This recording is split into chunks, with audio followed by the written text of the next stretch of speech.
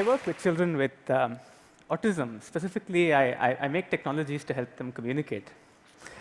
Now, many of the problems that children with autism face, they have a common source. And that source is that they find it difficult to understand abstraction, symbolism, abstraction.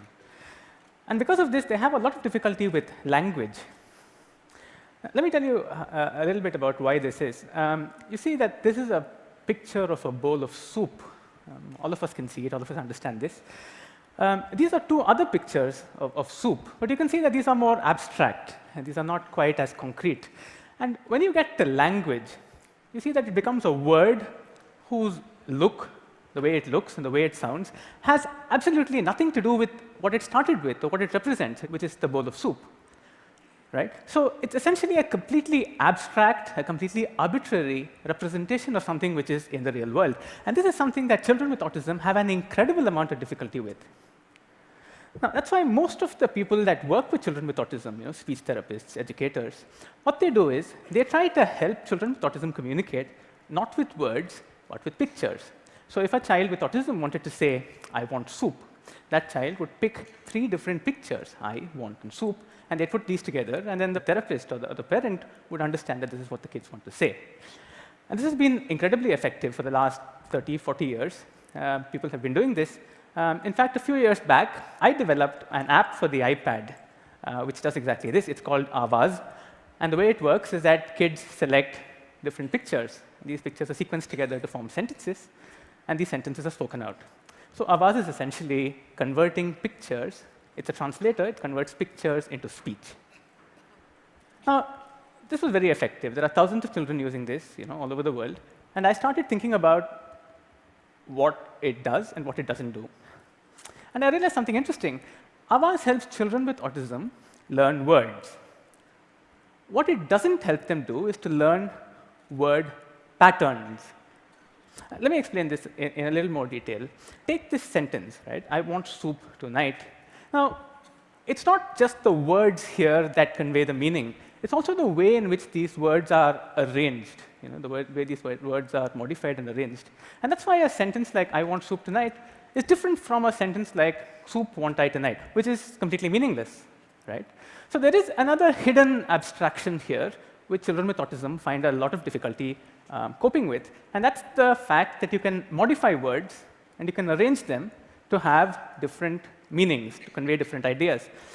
Now, this is what we call grammar, right? And grammar is incredibly powerful, because grammar is this one component of language which takes this finite vocabulary that all of us have and allows us to convey an infinite amount of information, an infinite number of ideas. It's the way in which you can put things together in order to convey anything you want to. And so after I developed Avaz, I worried for a very long time about how I could give grammar to children with autism. The solution came to me from a very interesting perspective. I happened to chance upon a child with autism conversing with their mom. And this is what happened. Completely out of the blue, very spontaneously, the child got up and said, "Eat." Now, what was interesting was the way in which the mom was trying to tease out the meaning of what the child wanted to say by talking to her in questions. So she asked, "Eat what? Do you want to eat ice cream? Do you want to eat? Somebody else want to eat? You want to eat ice cream now? You want to eat ice cream in the evening?" And then it struck me that what the mother had done was something incredible. She had been able to get the child to communicate an idea to her without grammar, right? And it struck me that maybe this is what I was looking for. Instead of arranging words in an order, in sequence, as a sentence, you arrange them in this map, where they're all linked together, not by placing them one after the other, but in questions, in question-answer pairs, right? And so if you do this, then what you're conveying is not a sentence in English, but what you're conveying is really a meaning, the meaning of a sentence in English. Now, meaning is really the underbelly, in some sense, of language. It's what comes after thought, but before language. And the idea was that this particular representation might convey meaning in its raw form. So I was very excited by this, hopping around all over the place, trying to figure out if I can convert all possible sentences that I hear into this. And I found that this is not enough. Why is this not enough? This is not enough because if you wanted to convey something like negation, right? You want to say, I don't want soup. Then you can't do that by asking a question. You do that by changing the word want. Again, if you wanted to say, I wanted soup yesterday, you do that by converting the word want into wanted. It's a past tense. So this is a flourish which I added to make the system complete. This is a map of words joined together as questions and answers, and with these filters applied on top of them in order to modify them to represent certain nuances. Let me show you this with a different example. Let's take this sentence. I told the carpenter I could not pay him. It's a fairly complicated sentence. The way that this particular system works, you can start with any part of this sentence. I'm going to start with the word tell. So this is the word tell. Now, this happened in the past, so I'm going to make that told. Now, what I'm going to do is I'm going to ask questions. So who told? I told. And told whom? I told the carpenter. Now we start with a different part of the sentence. We start with the word pay. And we add the ability filter to it to make it can pay. And we make it can't pay. And we can make it couldn't pay by making it the past tense. So who couldn't pay? I couldn't pay. Couldn't pay whom? I couldn't pay the carpenter. And then you join these two together by asking this question. What did I tell the carpenter? I told the carpenter I could not pay him. Now think about this. This is a representation of this sentence without language, right? And there are 2 or 3 interesting things about this. First of all, I could have started anywhere. I didn't have to start with the word tell. I could have started anywhere in this sentence, and I could have made this entire thing. The second thing is, if I wasn't an English speaker, if I was speaking in some other language, this map would actually hold true in any language. So long as the questions are standardized, the map is actually independent of language. So I call this free speech. And I was playing with this for many, many months. I was trying out so many different combinations of this. And then I noticed something very interesting about free speech.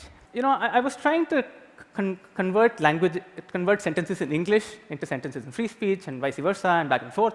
And I realized that this particular configuration, this particular way of representing language, it allowed me to actually create very concise rules that go between free speech on one side and English on the other. So I could actually write these set of rules that translate from this particular representation into English. And so I developed this thing. I developed this thing called the free speech engine, which takes any free speech sentence as the input and gives out perfectly grammatical English text. And by putting these 2 pieces together, the representation and the engine, I was able to create an app, a technology for children with autism that not only gives them words, but also gives them grammar. All right? So I tried this out with kids with autism, and I found that there was an incredible amount of identification. They were able to create sentences in free speech which were much more complicated but much more effective than equivalent sentences in English. And I started thinking about why that might be the case. And I had an idea, and I want to talk to you about this idea next. In about 1997, about 15 years back, there were a group of scientists that were trying to understand how the brain processes language. And they found something very interesting. They found that when you learn a language as a child, as a 2-year-old, you learn it with a certain part of your brain. And when you learn a language as an adult, for example, if I wanted to learn Japanese right now, a completely different part of my brain is used. Now, I don't know why that's the case, but my guess is that that's because when you learn a language as an adult, you almost invariably learn it through your native language or through your first language, right? So what's interesting about free speech is that when you create a sentence or when you create language, a child with autism creates language with free speech, they're not using this support language, they're not using this bridge language. They're directly constructing the sentence. And so this gave me this idea. Is it possible to use free speech, not for children with autism, but to teach language to people without disabilities? And so I tried a number of experiments. The first thing I did was I built a jigsaw puzzle in which these questions and answers are coded in the form of shapes, in the form of colors, and you have people putting these together and trying to understand how this works.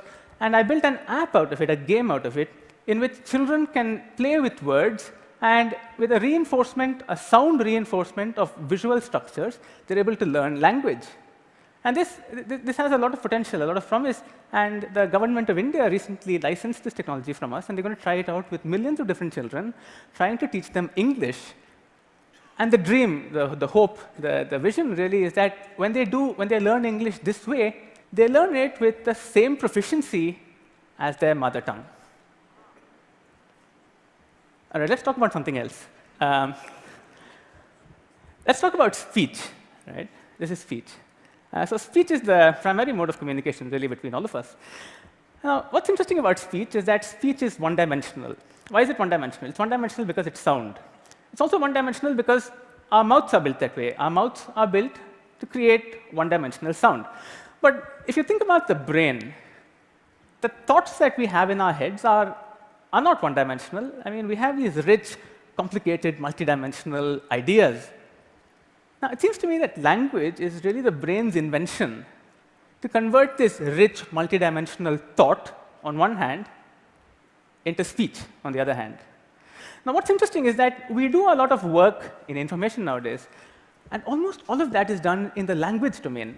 Right? I mean, take Google, for example. Google trawls all these countless billions of websites, all of which are in English. And when you want to use Google, you go into Google search and you type in English, and it matches the English with the English.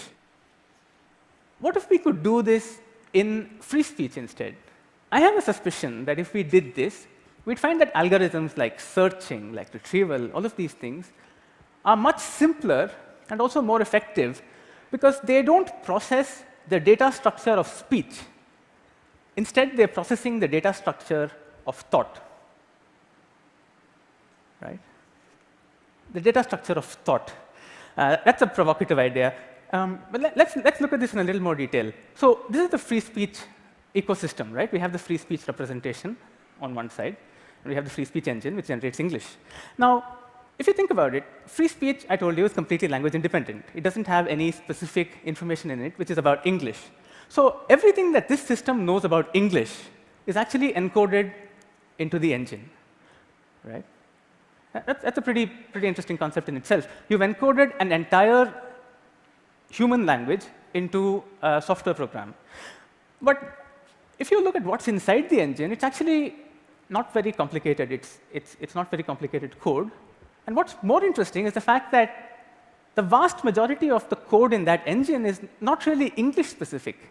And that gives this interesting idea. It might be very easy for us to actually create these engines in many, many different languages, in